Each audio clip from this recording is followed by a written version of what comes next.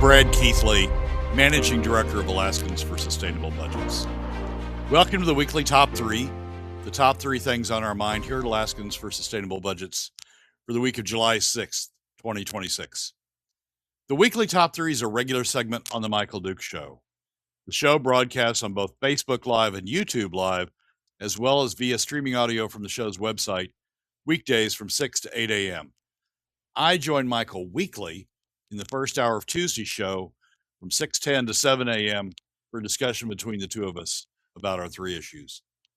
We post the podcast of our discussion following the show on the Alaskans for Sustainable Budgets Facebook, YouTube, SoundCloud, Spotify, and Substack pages, also on the Alaskans for Sustainable Budgets website, as well as the project's page on national blog site, medium.com. You can find past episodes of the weekly Top 3 also at the same locations. Keep in mind that in addition to these podcasts, during the week, you can also follow and participate in the discussion with us of these and other issues affecting Alaska's fiscal and economic condition by following us on the Alaskans for Sustainable Budgets Facebook page and through our posts on Twitter. This week, our top 3 issues are these. First, we explain a recent example of where the K-12 industry's expectations have become unreasonable. Second, we explain why Representative Schwanke is right about a lot of things, but is very wrong when it comes to the proposed S-corp provision. And third, we discuss why Larry Persily and others must not be listening to themselves when they talk about tax fairness. And now, let's join Michael. All right, well, let's dive into it here, Brad. You're a little cryptic this morning in number 1. You just say the expectations are out of control. That could cover a lot of stuff. So hit me with it. The expectations are out of control for number 1. So there was an article in the landmine, or in the not in the landmine, in the ADN. And the second I saw the headline, I knew I wasn't going to like this article. And it didn't fail. I mean, it didn't disappoint. I didn't like the article at all. The headline is Dunleavy administration declines to estimate one-time education funding ahead of school year start. And so the fiscal year just closed. It closed on June 30th. One of the provisions in this year's budget, in the FY26 supplemental budget, was providing for what happens if we end up with money over the baseline and over the assumed oil price, and it divided the money into different pots depending upon what the final revenue count was. And I do a chart on Saturdays that tries to capture this. If you've got it handy there and can throw it up. Yeah, that's it. So this is what they call what the legislators call the budget waterfall for FY26, and the baseline for the budget for FY26, the revised budget or the supplemental after you do the supplemental budget, baseline was essentially $2.74 billion in traditional revenues, and the total revenue over the year was $5.84 billion. Composed of traditional revenues, the portion of the POMV statutorily designated for government, plus the portion of the POMV that was for statutorily designated for PFDs that was cut and diverted to government. So the baseline revenues were $5.84 billion total. The baseline traditional revenues was $2.74 billion. Traditional revenues are made up mostly of oil revenues. And so the question was, what happens if we end up with more than 2.74? They wanted to spend it all. We've discussed this on a previous show. They budgeted for it all. And so where does it go? And they divided the surplus into 5 categories. The first category was $127.3 million of the surplus over 2.74 goes to the energy relief payment, distributed in the same fashion as PFDs. The next above that was $115 million goes to K through 12. The next above that was $15 million that went to the bulk fuel revolving loan fund, and any above that went to the SBR, to the statutory budget reserve. So the question was, they provided all of these categories, and you would fill one, and then once you had that filled, you would waterfall to the next. And the UGF came first, K through 12 came second, the bulk fuel revolving loan fund came third, and the SBR came fourth. What came fourth? What immediately after the fiscal year ends, on June 1st or July 1st, immediately after the fiscal year ends, K through 12 started asking, how much for us? How much do we get? How much overflow was there? And what do we get out of this? And started, sending messages to the administration, and started sending messages off to the press to try to generate a bunch of public activity around how much they got. And their justification for that was, look, we've got to set our final budget for the coming school year. We want to know how much we've got because we've got teachers dependent on that. We've got other things dependent on that. And we want to know how much we get. Well, it doesn't work that way. The revenues don't immediately become known the day the fiscal year ends. Right. We don't get we don't get June revenues until sometime in July. There's all sorts of adjustments that go on with revenues through the year. There's all sorts of adjustments that go on in the last month. It is fully September, October before you really have even a good feel, and then it can still change before you really have a good feel of how much your revenues are. So it just doesn't work like that. And if K through 12, if the school administrators were depending on it working like that, then the problem's with them. The problem's not with the Dunleavy administration. Right.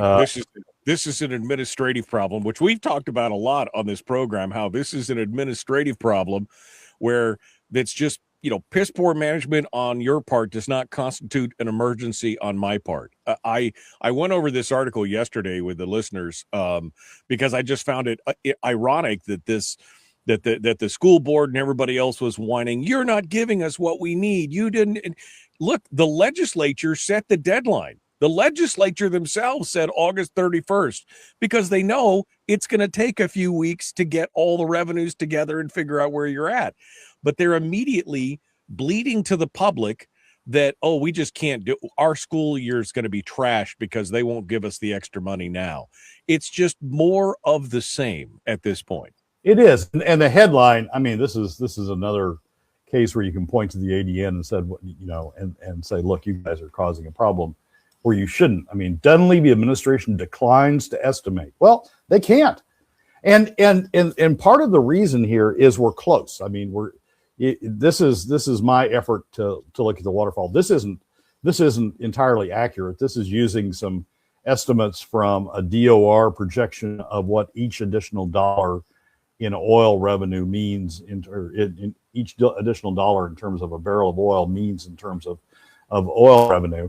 But those are estimates and those are projections, and they may or may not be precise. But if you look at those, and it's also predicated on final production numbers because oil is oil revenue or oil price times production, right? So it also depends on final production numbers, and you don't know final production numbers for a while after the end of the year. So this assumes these numbers assume using the DOR's estimates of what each additional dollar in oil oil price might mean in terms of revenues, and it assumes production figures. But it looks like everything at the time they were doing this, the time the legislature was doing this, they were saying, oh, well, what if oil stays above 100 or above for the remainder of the year? And so this is how they built the waterfall categories based upon what if we had that much revenue that we were going to have to deal with. Oil didn't stay above 100 for the rest of the fiscal year. It dived off toward the end after Trump announced cessation of hostilities and the Strait of Hormuz started opening up again. And so oil dived off. And so this is an estimate of what it may be, should be sort of close to what it will be, but but what it may be. And it shows that we ended up the year at about an average oil price over the course of the year of about $80, $79.91, I think was the number that, if you do the arithmetic, whatever the hell, arithmetic, there we go, arithmetic average, you end up at around $80. And at $80, when you use the Department of Revenue charts, that shows you have about $2.9 billion in traditional revenues. And looking at the waterfall, that's enough to pay the one-time energy relief, but it's not enough to pay all of the K through 12, and it doesn't reach the bulk fuel revolving loan fund. So you've got a situation in which you're going to have maybe part of the funds for K through 12, the $115 million for K through 12, but you're not going to have all of them. So you need to be precise about this, because if you don't have the money, you shouldn't be giving it out. And so you need to be precise about what your revenues are. And to expect, for the K through 12 to expect that on July 1 was just out of control. I mean, just outrageous. Well, and you mentioned the headline, the headline. And again, this all goes back to setting the stage in what we were talking about before. Dunleavy administration declines to estimate one-time education funding, again, because they can't, but it's the framing. Right. This is all about, the schools are under attack again. Right. That's the innuendo here, is that he just refuses. He's recalcitrant. He won't do it because he hates children or whatever the thing is. It's just more of this same attack that we've seen over education funding over the last 2 years. Yeah. And some of that is sort of understandable. But this isn't. I mean, this is just a situation in which the K through 12's expectations, K through 12 industry's expectations are just way, way out of control. Again, to go back to sort of a key point here, if the K through 12 was budgeting, depending upon this number being available on July 1st, they're the problem, not the Dunleavy administration. They don't understand. They're the problem because they don't understand how things work. They don't understand how the state gets revenues. They don't understand what the various factors the state has to take into account. I mean, even that number, even the number you have by August 31st isn't final, because you've got producers claiming taxes that are subject to audit. I mean, you've got all sorts of things or claiming tax deductions that are subject to audit. You got all sorts of things that are still out there unfinal. And when you've got a number this close to the boundary, when you got a number that it is somewhere in the range. It's not hugely out of the range on one side. It's not hugely under the range on the other side. In the range, you've got to be precise about what that number is, because if you don't have the money, you don't have the money. Right. I just looked at this again, and when I read through this article, I mean, everything about this article just seemed to come out like, we just don't know what to do because we can't do this, and you should have given it to us, and we need it now. And it just feels like unreasonable. And it feels, again, more and more like theater, right? Like they're trying to gin up the public support with the help of the ADN. They're trying to gin up the public support for this by saying, put the pressure on the administration to tell them to do what they need to do and blah, blah, blah. And again, there was, of course, the obligatory paragraph in the middle that said, under the Dunleavy administration, we have fallen behind and haven't kept up with inflation and yada, yada, yada. The problem is heightened this year as schools across the state look to mitigate the impacts of budget cuts they made earlier in the year. Educators say stagnant state funding has not kept up with inflation during Dunleavy's tenure. I mean, it's the same old trope over and over and over again. $1.3 billion spent on education, plus the extra stuff that they're getting, including the utility payments and everything else. And now this extra $114 million. It just seems it's never ending, Brad. It just seems like it's never ending. It is never ending. And I think your reference to theater, that it looks like theater, is a correct reference. I mean, it's an excuse, right? They got this additional money, conditional. No one should spend conditional money, but they got this additional money, conditional on certain things happening. And the day that the fiscal year closes, but certainly the numbers don't close. The numbers related to the fiscal year don't close. The day the fiscal year ends, all of a sudden they want the conditions resolved, and they want to know what the number is. That's just not the way it works. And for them to play like it's the way it works was just an excuse to sort of, as you say, kick in the tropes, right? I mean, just act like this is yet another effort by the Dunley administration to keep them down. It's not. It's honest. I mean, any administration wouldn't be able to answer that question or respond to that question. And then they say then there was something in there about a phone call wasn't returned. I mean, yeah.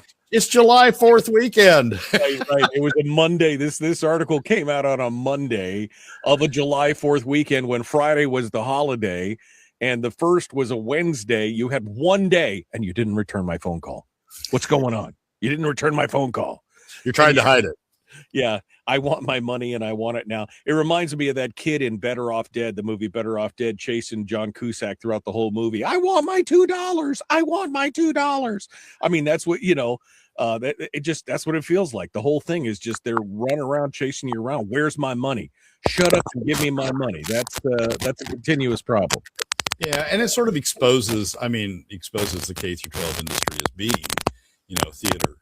A lot of it, at least the funding side of it, a lot of it theater. I mean, just looking for things to pick on to get a headline in the ADN, to get an article in the ADN that mentions the things that you mentioned were buried in the middle of the article. Just any excuse to try to gin something up. So yeah, again, for them to think that this is how it worked, it's the problems with them. It's not with the administration. Yeah, no. And again, at some point, I just wonder. Yeah, I don't. At some point, I wonder. Are they just going to? How many Alaskans are finally just going to be like, enough is enough? I mean, come on. We've done all we can do, and when do they become tired of it? I don't know. I don't know if they do. I don't know if they're paying close enough attention to really become tired of it. Brad Keithley, Alaskans for Sustainable Budgets. The weekly top 3 continues. We're on to number 2 of the weekly top 3. This one is Rebecca Schwanke is right about a lot, but when she's wrong, she's very wrong. All right, Brad. Okay. He throws down the gauntlet. What exactly are we talking about? So Representative Schwanke wrote a Facebook post sort of trying to deal with the current legislative situation of the LNG bill being hung up in the conference committee while the conference committee works on the subchapter S tax. And she wrote a piece that in large part was a response to Kathy Giesel, who she doesn't name, but a comment that Giesel made by a short while ago that was basically, look, there's no rush on this. We can wait till the next governor. We can wait till the next legislature. We ought to be waiting. We ought to be looking at this with cool, through a cool lens, through a well-educated lens. And there's really no rush to be doing this. So a lot of Representative Schwanke's response was to Giesel, and it goes through. It says the impact of inflation on Alaska construction: 16.9% increase, 39.6% increase. This is the actual impact of waiting to build infrastructure in today's fiscal environment. Look at ADOT's STIP Amendment 6 below for proof, and it goes through an ADOT, Alaska Department of Transportation, change that is reflecting delay in a certain construction project and the costs of inflation on that. And then she goes into a litany of things. Wait for the next governor, costs and rates rise. Wait for the next legislature, costs and rates rise. Interest rates, costs. Wait for another developer, costs and rates rise. Anyone telling you otherwise is pulling the wool over your eyes. Anyone telling you Alaska LNG can be built under existing oil infrastructure, property taxes is pulling the wool over your eyes anyway, and telling you, anyone telling you Alaska doesn't need new natural gas or royalty revenues pulling the wool over your eyes. Urban and rural Alaskans will benefit from Alaska LNG. Anyone telling you otherwise is pulling the wool over your eyes. They're in this whole litany that she's going through about, costs rising, interest rates. She then has one passage in here, and she's right about all of that. I mean, time is money, and waiting for something else to happen, waiting for a next governor, next legislature. All of that does likely increase costs due to inflation. But in the midst of all this, she has this one. Anyone telling you AK LNG investment will come if we add the nation's highest pass-through entity tax is absolutely pulling the wool over your eyes. Well, I'm afraid somebody pulled the wool over Rebecca's eyes in fashioning that one. Let's go back to a chart. I want to make my point. Let's go back to a chart that we used last week, which was published by the Department of Revenue, and shows the expectation of revenues flowing from the subchapter S fix over the course of a number of years, from the period roughly starting in 2028, which is when the revenues start, running to 2062 over roughly a 34-year period. And it shows the revenues that are likely to come from the subchapter S fix over that period. There's 3 different levels in there in different colors. There's blue, which is additional revenues expected to come from oil producers if they're subjected to the subchapter S provision, largely focused on S-corp, but there's some others in there. And then there's an orange tranche, and the orange tranche is the likely revenues from applying the subchapter S provision to the subchapter S tax to gas producers. The oil producers now switching to their gas hats, producing gas into the pipeline, and it's showing the corporate profits, the share of corporate profits that would come to the state under that. And then the third tranche is gray, and the gray is the corporate taxes that would, the subchapter S taxes that would come to the state, or the pass-through entity taxes that would come through to the state from applying that provision to the AK LNG project. The thing to focus on is timing. When you're looking at a project or you're looking at making a major investment, what you're looking for is net present value. What the net present value is of the expected returns over time from a project, and nearer term revenues and correspondingly nearer term costs have a much bigger impact on the economics of a project than those that are out in time, 10, 15, 20, 25, 30, that kick in at that point. Those revenues don't count for much, and neither do the costs count for much. The legislature had been told that by their Wood Mackenzie advisor, or their Wood Mackenzie advisor along the way. And it's true. I mean, when you do net present values, depending upon your discount rate, when you do net present values, revenues and costs further out in time don't make much of a difference.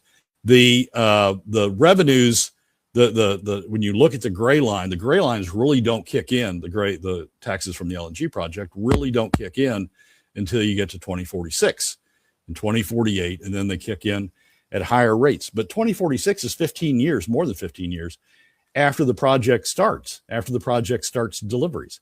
So the net present value effect from those taxes is not very significant when you do the project economics. And particularly for something like Alaska LNG, which is a huge volume project. If it goes to phase 2, it's a huge volume project. So the impact per MCF or per MMBTU of those additional taxes is very, very small. We're talking pennies per MCF or pennies per MMBTU. So when Representative Schwanke talks about the fact that anyone telling you that Alaska investment will come if we add the nation's highest pass-through entity tax is absolutely pulling the wool, that's just wrong.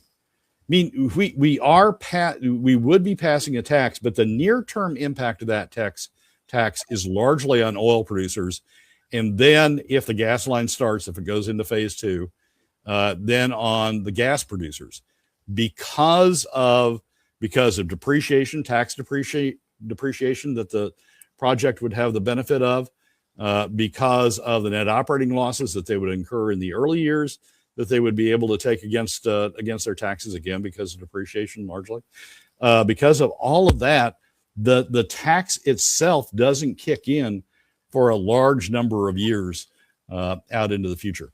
Why are we debating it now then? I mean, some people would say, well, if it's 15 years out, why the heck are we debating it now? Why don't we wait until later? For two reasons. One, I think Senator Stedman said this, and he's right about this.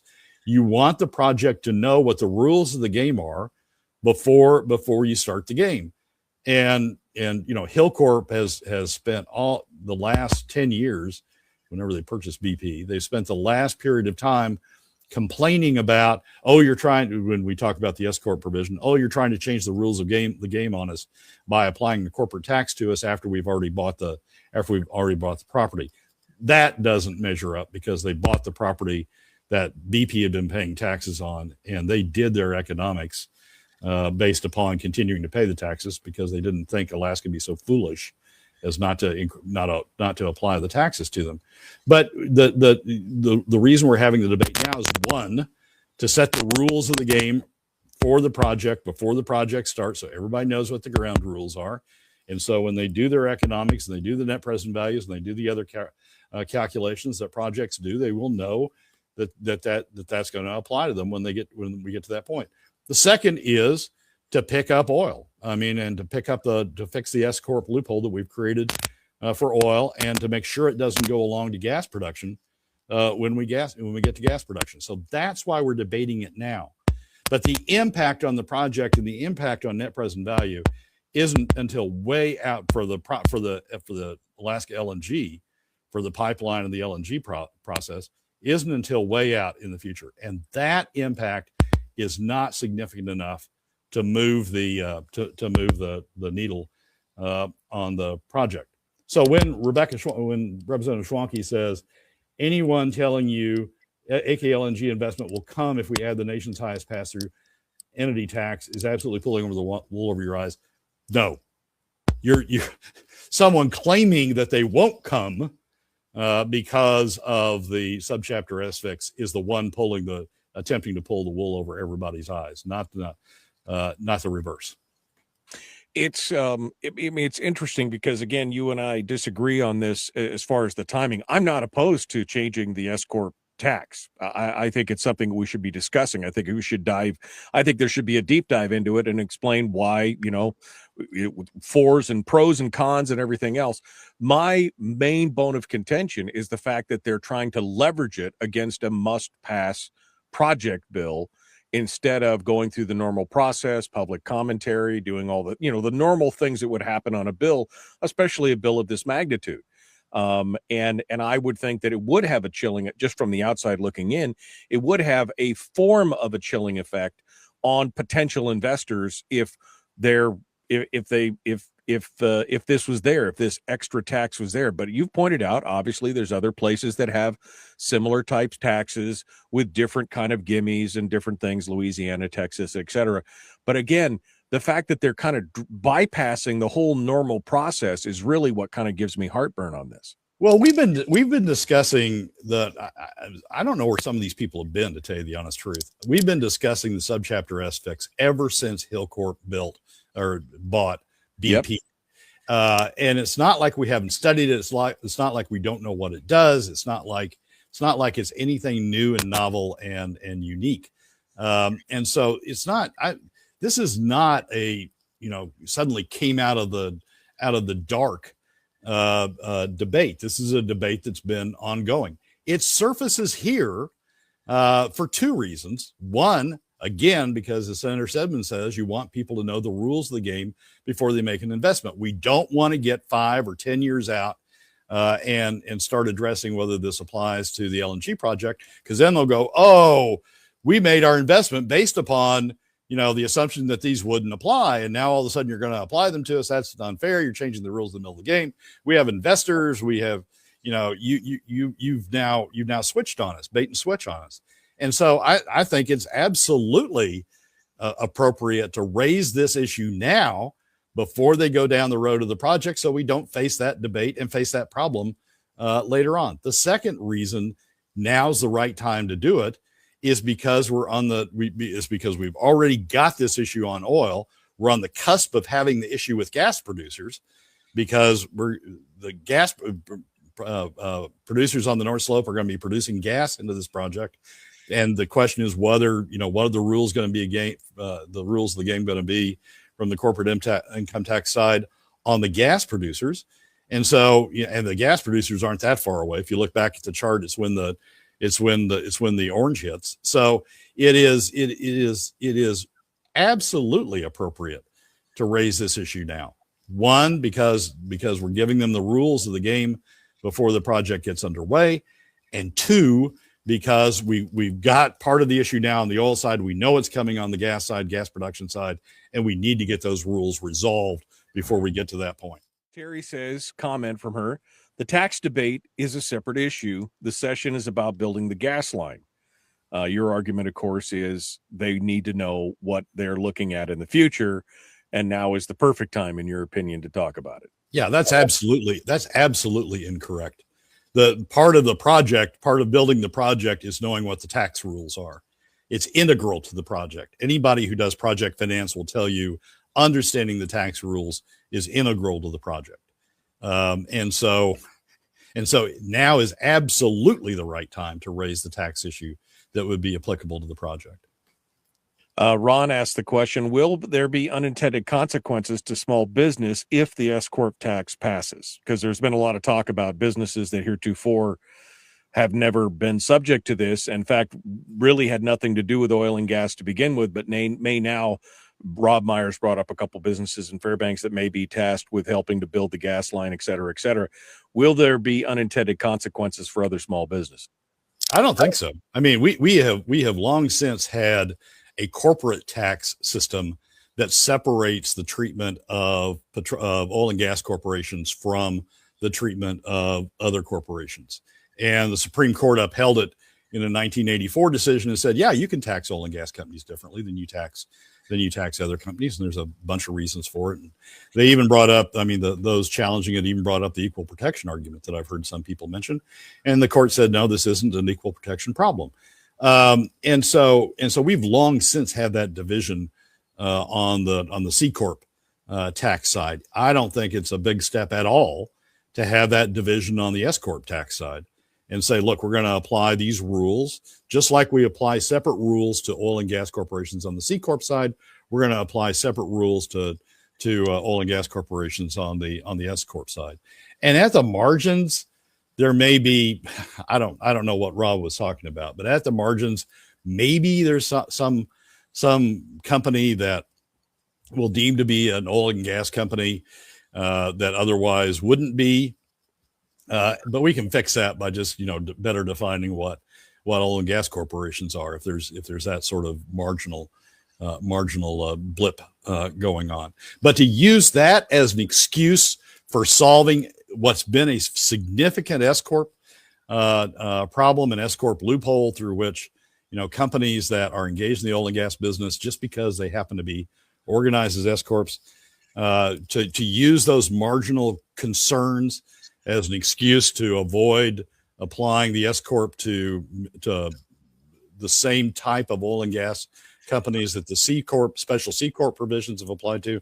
I think that's just, that's swatting you're trying to take out an elephant by using a fly and saying, oh, look at the fly, and missing the big picture of the elephant. Right.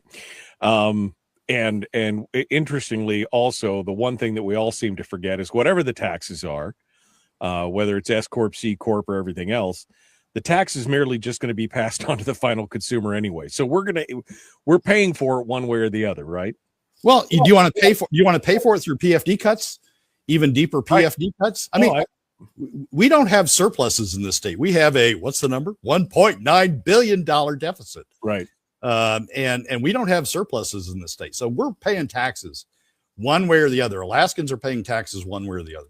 The question is whether we focus it on just Alaskans and focus it on mostly on middle and lower income Alaskans by using PFD cuts, or whether we spread the burden broadly and pass and have a much broader tax that passes a portion of it to non-residents and a portion of it to residents. In the case of the S-corp fix, as it applies to Alaska LNG, if phase 2 goes forward, 90% of it would essentially end up being applied to the export volumes, assuming we have a proportionate application of the rates. 90% of it would be applied to the export volume. So taxes hurt. Taxes are bad, but we're in a position in this state in which it's a question of relativity. Do you want to pay this tax or that tax? Because with a $1.9 billion deficit, we're going to be paying a tax. And that's the hard truth. That's the hard truth that nobody wants to talk about, is that we're already paying a tax, and now you get to choose. The option here is to pick your poison. And this has been one of the criticisms of you and I covering this thing for the last 10 years, is the fact that there is a tax and it's coming. It's actually here, but there's more coming. It's here through the form of PFD taking, but it could be even worse moving on down the road. And again, $690 million in PFD payouts, when it should be triple that, essentially, when it's all said and done. Okay, Brad Keithley, Alaskans for Sustainable Budgets. The weekly top 3 continues. On to number 3. Persily, Larry Persily, and others must not listen to what they're saying. I mean, I've argued that for years, that Persily just sometimes, like, did you realize what you just said? He's well known for hating the PFD and so many great things. Brad, what do you mean by this?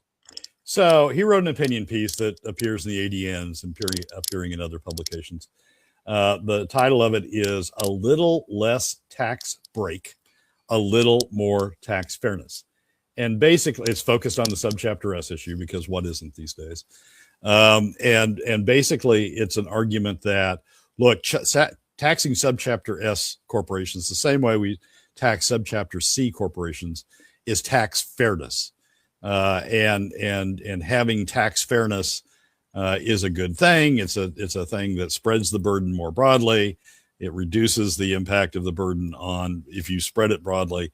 It reduces the impact on any one segment, and tax fairness is a really good thing, and we ought to be striving for it. And that's one of the reasons that we ought to adopt the S-corp provision that closes the loophole.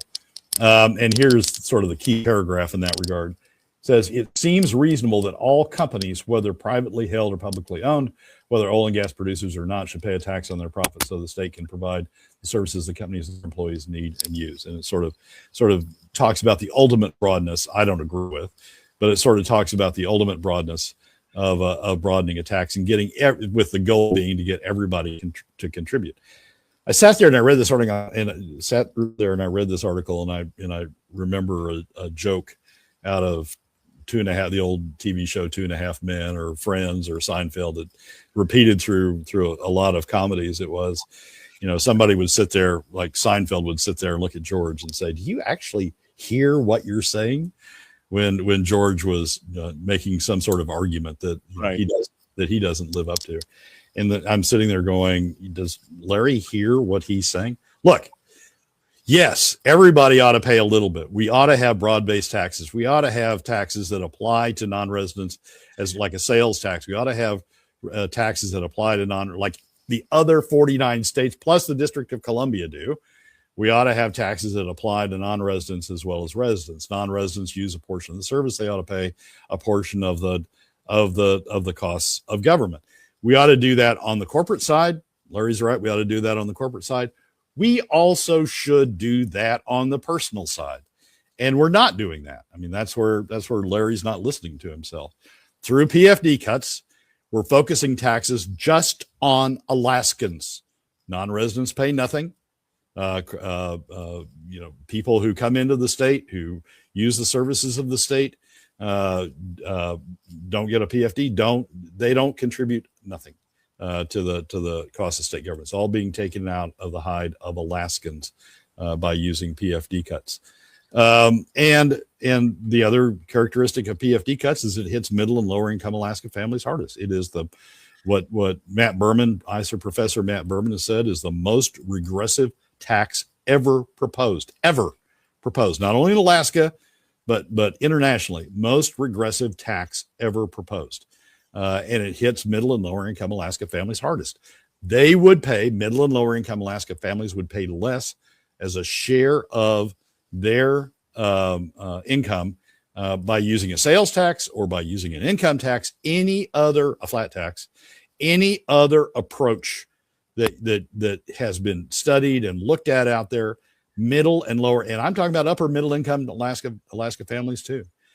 Middle and lower income Alaska families would pay less as a share of their income by having another tax approach than PFD cuts.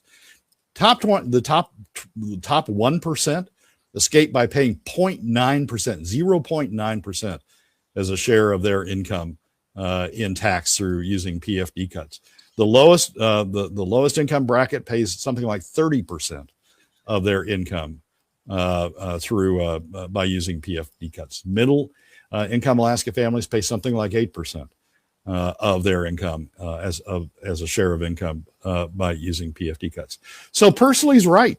Everybody ought to pay. Everybody pay a little bit. Everybody ought to pay the same. Nobody should be special. Nobody should get exemptions.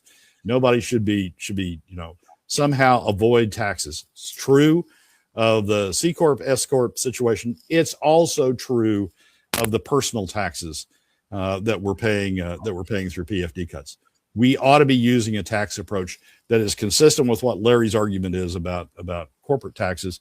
We ought to be using a tax approach that is broad-based, where everybody is contributing relatively the same share of income. Everybody is contributing toward the cost of government. He's just not listening to himself. Well, because again, he's making the argument here for equity, right? Equity amongst all corps. It would make sure the same argument of equity amongst all players in the state, be they in-state, out-of-state, high income, low income. You're arguing basically for the equity factor across the board on this. Yep, and this goes back to the Adam Smith, The Wealth of Nations. Adam Smith had a whole section on how you construct taxes in The Wealth of Nations. The father of modern capitalism had a whole section on how you construct taxes to promote the wealth of nations, to promote capitalism. And there were 4 guiding principles. Number 1 of the principles was to use a proportionate tax where everybody contributes the same share of income toward the cost of government. No one's treated as special. No exemptions are made. No one gets off scot-free at the expense of somebody else. Not the poorest among us, not the middle income, not the wealthiest among us. Everybody pays the same proportionate share of income taxes. So this isn't sort of like the S-corp issue. It isn't new. It goes back to Adam Smith. So where do we end up here in the end, Brad? We're coming down to the last 2.5, 3 minutes here. Watching all this happen, watching the discussion in the legislature. I mean, everybody wants to know. We're all sitting around with bated breath, waiting to see, is this gas line going to go through? Is the S-corp change going to submarine it? Is it going to come through in the end? Everybody's going to go, okay, fine, we'll do it. I mean, what do you think is going to happen based on past performance, et cetera, et cetera? What do you think is going to happen with this special session over the next 10 days before the vote? Where are we at? I think it's the will of both parties of the legislature. Maybe Kathy Giesel is an exception, but I think it's the will of both houses to get a gas line, to pass legislation that enables a gas line.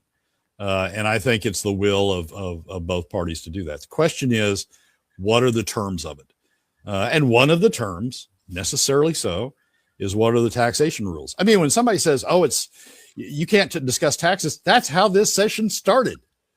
We all remember that it was Alaska LNG, that it was Glenfarne who came in and said, we want relief from property taxes. It was all about taxes. And so the question is, what are the tax rules that are going to apply to this project? And the conference committee is working through that.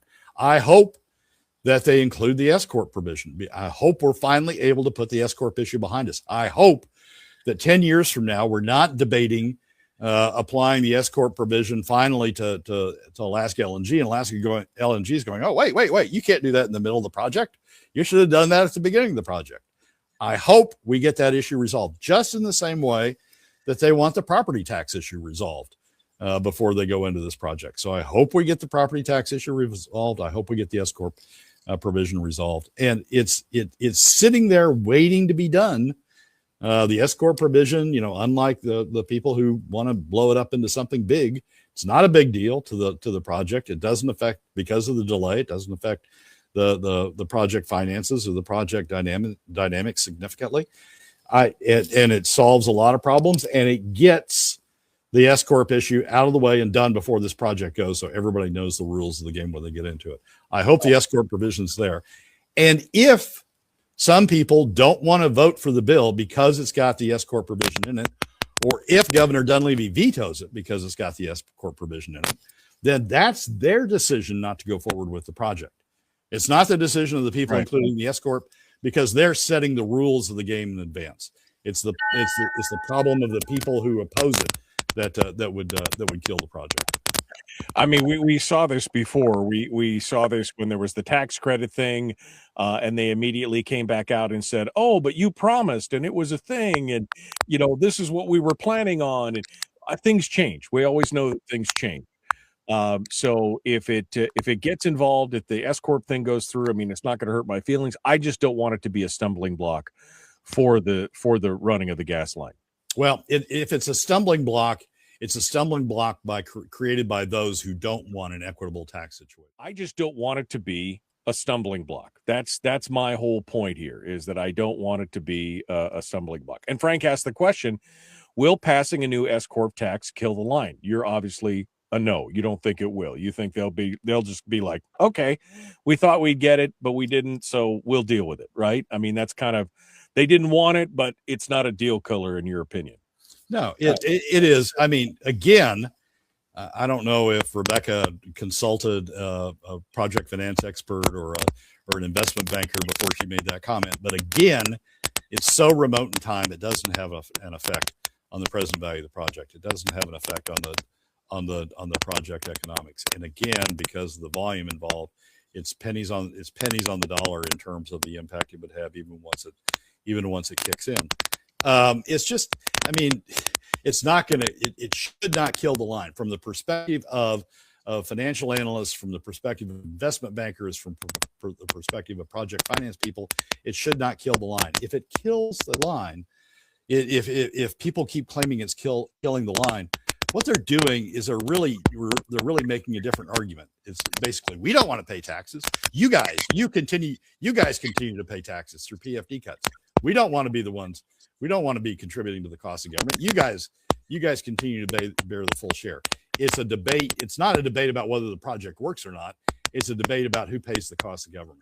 And I think the S-corp is a good way of spreading the burden of the cost of government over a far bigger share than focusing it entirely on Alaska families like we're doing now. Okay, Brad, wrapping things up here. Final thoughts for this week. I mean, I keep waiting for something new to come out of the legislature. I'm not seeing any, although I did say Charlie say something early on about the substitute line, the substitute draft, which is sidebar from completely what we've been talking about, but I thought it was interesting. He said, I read the current draft of HB 381 yesterday and was surprised to see the language about adjusting the BSA for declining enrollment on the bill. What about the one subject rule, right? I mean, they're kind of Christmas. This is, again, part of my argument is that they're also Christmas treeing this thing up with, it's a must-pass bill, so they can put anything they want in it, supposedly ignoring the one subject rule. But, this is part and parcel of that problem, right? Yeah, well, yeah. The explanation for that is it's affecting property taxes. Property taxes affect the local contribution requirement for local governments, and so they're dealing with the fact that they're dealing with the issues that come out of effect of changing the property tax. So there's a lot of, you talk about unintended consequences or knock-on consequences. There's a lot going on the property tax side that's sort of going on underneath the radar. as they try to work out the kinks of all the property tax implications. The S-corp tax has gotten a lot of the headlines, but a lot of what's going on under the radar is on the property tax side. Again, people who say, "Oh, taxes is a different issue, we shouldn't address it in this," that's where this thing started. It started on taxes. It started on property taxes, and just getting the full range of taxes involved in it, addressing all the taxes is a much better approach than addressing it piecemeal and getting stuck with the argument 10 years from now that, oh, you guys didn't raise this. Yeah. Well, to sum up here, you expect that they will pass something, but no guarantees as to whether or not the governor will veto it or not. But you expect them to pass something to start a gas line. You expect them to be able to pass something out to make it look. Yep. And I frankly expect that the S-corp provision will be in there because it's a fair, appropriate provision that is being done in connection with the project to give the project builders notice about what the tax rules of the game are going to be. And I expect the S-corp provision to be in there. I will be hugely disappointed and will think that we've just, gone off the deep end again if we don't have the S-corp provision in there, because it's a timely thing to do, an important thing to do, a fair thing to do, an equitable thing to do, and it should be in there. And then if the governor wants to veto it on that, then that's on him. I don't think in that situation the legislature didn't stop it. They included an appropriate provision. The governor is the one that stopped it. And in the legislature, if it's voted against, if legislators vote against it because of the S-corp provision, that's not on the S-corp provision. That's on them for trying to protect Hillcorp or whoever the heck they're trying to protect at the expense of Alaskans. Well, thank you, my friend. As always, it's great to talk with you, and we look forward to seeing you next week as we get closer. Again, 9 days now before they're supposed to vote on this thing. I guess we'll see where we sit next week. Yeah, we'll probably be talking about it again. Hopefully one last time, but we'll probably be talking about it again. We'll see what happens. All right, Brad Keithley, Alaskans for Sustainable Budgets. Thank you, my friend. Good to talk with you. We will catch you next week. Michael, as always, thanks for having me. Well, that's a wrap for another week's edition of the Weekly Top 3 from Alaskans for Sustainable Budgets. Thank you again for joining us. Remember that you can find past episodes on our YouTube, SoundCloud, Spotify, and Substack pages. And keep track of us during the week on Facebook and Twitter. This has been Brad Keithley, Managing Director of Alaskans for Sustainable Budgets. We look forward to you joining us again next week for the next edition of the Weekly Top 3.